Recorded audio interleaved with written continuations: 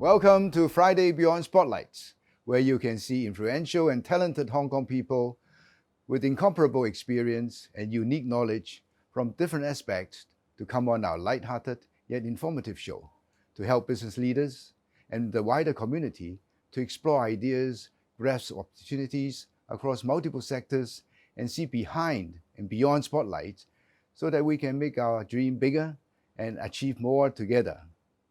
I'm your host for this episode. My name is Herman Hu, and Friday Beyond Spotlight is honored and pleased to present to you our guest today, Professor Bian Zhaoxiang. Professor Bian is the Associate Vice President of Hong Kong Baptist University, Director and Chair Professor of the Clinical Division, and Director of the Hong Kong Chinese Medicine Clinical Study Center. Professor Bian is a leading expert in Chinese medicine clinical studies, a respected research scientist in the field of gut dysbiosis, and a relentless advocate for incorporating Chinese medicine into a holistic healthcare system. Welcome, Professor Bian. My pleasure. Traditional Chinese medicine, or we call it TCM for short, has been very common and popular among Hong Kong people and many Asian countries. It represents 5,000 years of collective Chinese wisdom. However, it was not recognized by the West until recent years when more Western scientists pay attention to natural products. Professor Bian, can you give us some examples of traditional Chinese medicine practice in other countries? The Chinese medicine has been developed in China and Asia for a very long time. About 300 years before that the Chinese medicine moved to the Europe. You know that in Germany, they have a Chinese medicine hospital, which has served around 30 years, which is close to the Munich. They call it Chinese medicine clinic in Bad Costing. And also, you know that in Australia, they have national-based education systems and healthcare systems. In Australia, they have three government-supported universities, like University of MIT, like University of Sydney Technology, and Western Sydney University. They have provide the full course of Chinese medicine, which is supported by the government. And also the Chinese medicine has been registered in Australia for long times, which is combined with Australia's healthcare systems. I see. Another case is like the United States. Okay. They have NIH, National Institute of Health.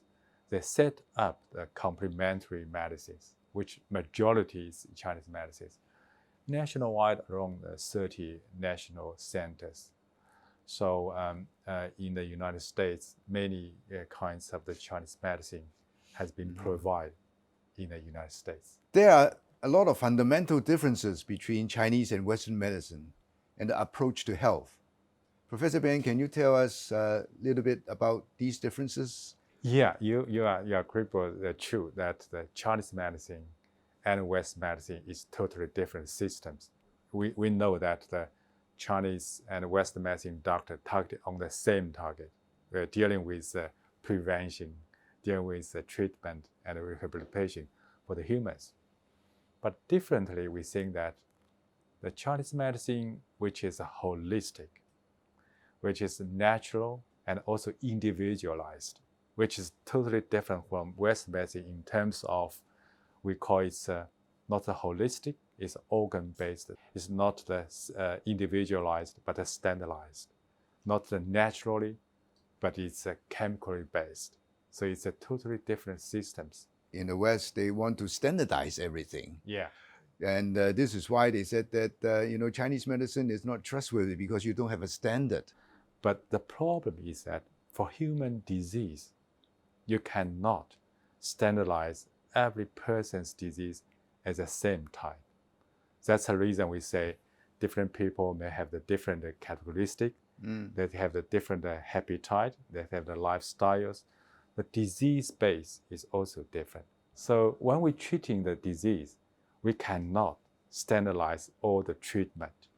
But most of the times, like we say, every people can have the chance to catch a cold. But the catch a cold in each person the symptoms may have the different. The different symptoms, they're coming from the patient's different the background, different characteristics, different body constitutions, different habits. Different habits. Huh? Yeah, of course, we need to treat the cold.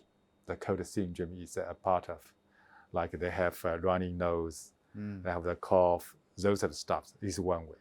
But they still have some of the symptoms linking with the personalities difference, like the easily to lose the weight, cannot have very good sleep, have the insomnia, or very low appetite. Those of stuff is part of the condition of the disease. But if you use a standard treatment for the patient, the results will be totally different. That's the way the Chinese medicine focuses on individualized versus a standardized treatment. Now, long COVID is becoming a very, very hot topic. Professor, can you tell us what kind of symptoms would there be in long COVID and how to overcome them? I totally agree with you. The long COVID is a big issue. I believe in that in the coming 1 to 2 decades, long COVID will be the big 1 or 2 decades? Will be a big issue for medical field. Really? Wow, because, that long? Yeah, the long time, because we don't know long COVID's mechanism. We still don't have the drugs. That means how to deal with the problems. And also the patient, they have the symptoms, especially those of the long COVID, were complicated with other diseases like the diabetes, like a cancer, like hypertension. I understand that, Professor, you are a very avid advocate for the Chinese medicine hospital. The Hong Kong government is also trying to establish a Chinese medicine testing and accreditation center. How would these establishments become, or make Hong Kong to become a center for Chinese medicine in the world? I think the Chinese medicine hospital will be a flagship in education, in the Chinese medicine service, and also in the product development. I think that flagship not just for Hong Kong. I think it can serve for the Big Bay Area and also cover the other countries, which is a very unique place Hong Kong can do. Hong Kong can working closely with mainland China, with the central government, and also working with different institutes in the world to promote, to developing those of the Chinese medicine and let it spread in the other countries. At a meeting on March 6, 2021, with the national political advisors from the education, medical, and health sectors, President Xi Jinping said that China should prioritize the preservation and development of TCM with steps to establish a service system, a service model, management pattern, and pattern for the training of talents. What roles do you think, Professor, Hong Kong has as a bridge between China and the rest of the world on the development of TCM? I think nowadays, Hong Kong has a very good position to compromise Chinese medicine with existing Western medicine systems. Based on that system's integration, can build a model. Hong Kong is a very good place to develop such a model because there has very easily, very close connection with mainland China and also connect with the world. Yes, Hong Kong, traditionally has been the melting pot of East and West culture. Yeah. Now it will be a melting pot of East and West medicine. The benefits from both sides, from the very beauty part, and develop a new medical systems. And then those systems could be a model, serve not just Hong Kong, can serve all the part of the world. How do you think Hong Kong can benefit from the development of TCM? I think that the spirit of the business is to how to serve the community, how to serve the public. For the Chinese medicine, you can find many of the patients, many of the community, they have the unmet medical needs. That means those of the audience, those of the patients, they cannot get the satisfied treatment from existing Western medicine treatment systems. So the patient has a needs be there. That means we have the market be there. The market need to be developed. The funding agency, the company do more to develop the Chinese medicine. In terms of the Chinese medicine new drugs, Drug can be a very big business. very big business, because you can consider that the Linfaqing, one of the drugs used for COVID-19, that just be used in China and Hong Kong, mainland China and Hong Kong. But if you can imagine, if this medicine can be applied worldwide, that's a huge business. Another one, I think the Chinese medicine service model, because we say the medicine is one issue, we advocate the individualized service for the patients. That's another huge business chance. Professor Bian, what advice would you give to young people who wants to be a Chinese medicine professional or are interested in building a thriving business in the Chinese medicine industry? So for the young generation, my suggestion is working hard, study hard, and serve the communities. Thank you, Professor, for pleasure. this mind-opening advice to our young people. We'll be right back after this break.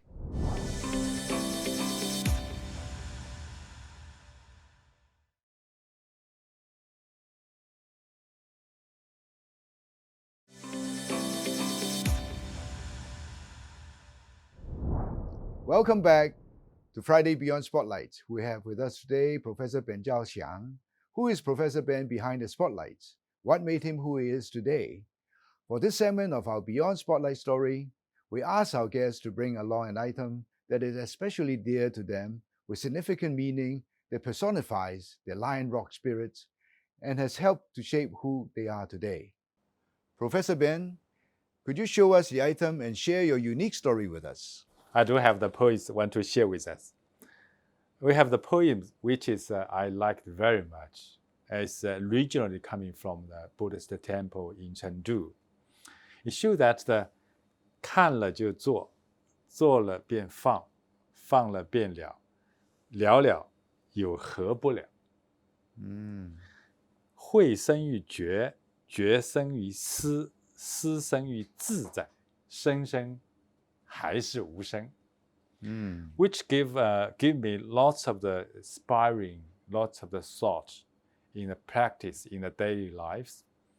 You can see we need to have a very quick decision, just do it. So we need to have a very quick actions too. Many times we make decisions, but actions follow very slowly, which is very important.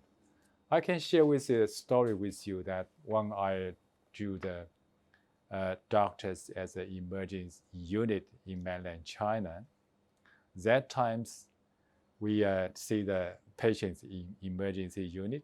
That time we use both Chinese and Western medicine and drugs. We don't have too much time thinking about how to deal with the question.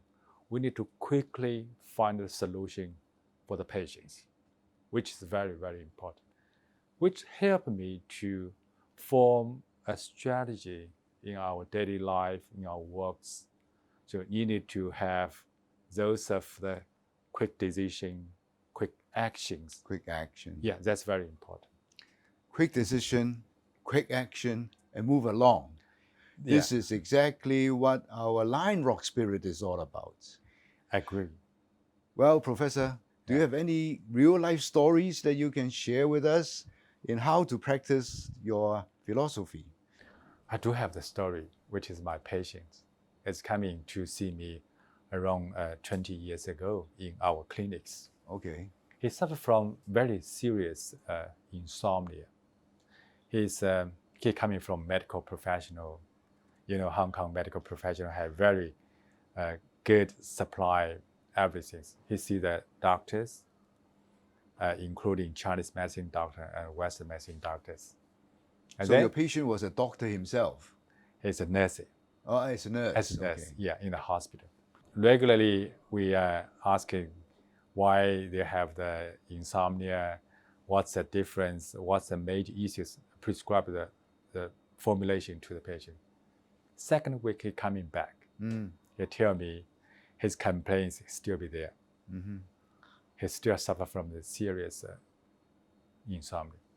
So normally we prescribe the drugs for the patients, but this patient, I did not prescribe drugs. I prescribed this one for the patients.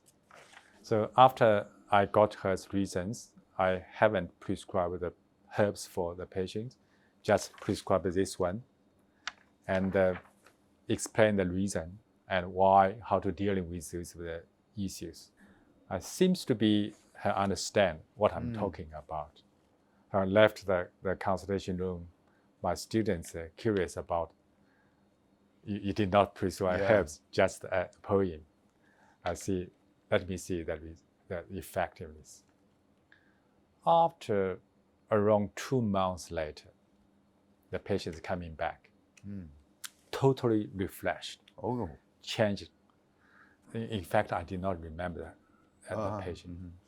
He told me, you forgot me? Yeah, I say, I tried to remember. He told me the case. And then he makes this frame at home to look at as her philosophy. I think that's a very unique one that in our daily life, we need to try to find ways to dealing with ourselves. To some things need to put down, some things need to have ways to reduce our stress. This is very important. I can share with you another story. Okay.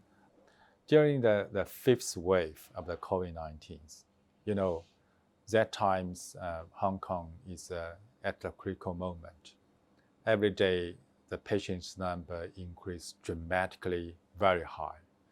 There are times we have some of sort of the pressures because we have 10 clinics in the Baptist University Chinese Medicine networks.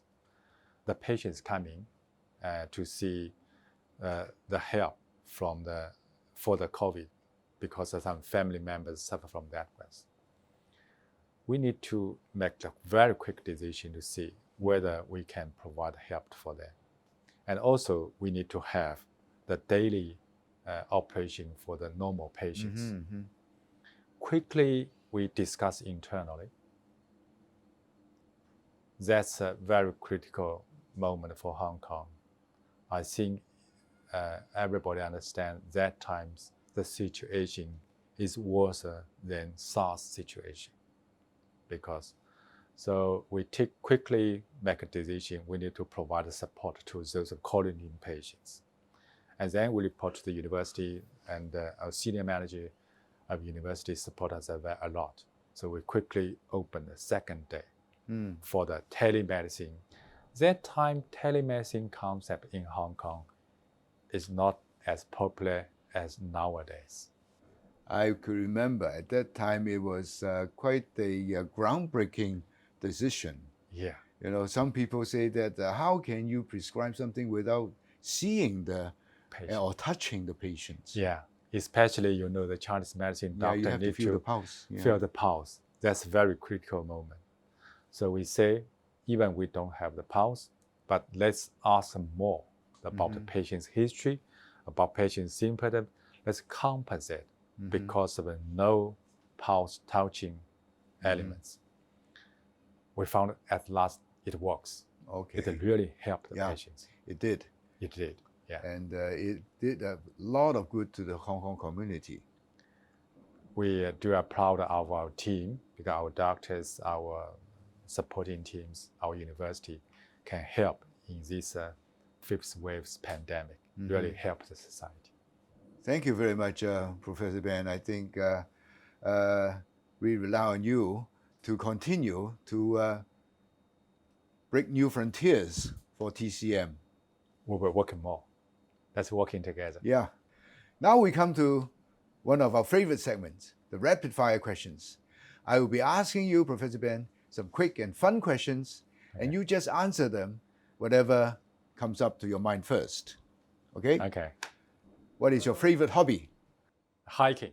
What is your favorite Hong Kong food? Apple pie from Saigon. What is the last book you read? Last book I read about the 星落菩提. It's similar like the Buddha. Who is someone you'd admire? My parents, yeah. And also another figures which is very important for me is Chinese medicine doctor in Han Dynasty. We call it Zhang Zongjing. What is your favorite place in Hong Kong? The mountains. I like the Hong Kong's mountains. What is your proudest moment? My son graduated from the University Okay. of Toronto. What is the nicest thing someone has said to you before? One of my students coming back to visit me from mainland China, look at my hair, say, "Hey, why you dye the hair?" I Then- say, "It's a real one. Okay. It's a real one." What was the last thing you searched online? Orphan drugs approved by the FDA. What would be the title of your autobiography? Doctor, What are the qualities you admire most about your parents? my father always told me that insist, persistent, persistence. never give up. What advice would you give to your younger self? Don't be nervous. What is your biggest fear? Lost a connection to the family, to friends. How can your profession influence the future? I hope that my profession in Chinese medicine can reform the Hong Kong's healthcare systems and also apply to the other countries in the world. How will Hong Kong look in 5 years' time? Always believing Hong Kong have a very bright future. Professor Ben, can you please share with us your suggestions or well wishes for Hong Kong?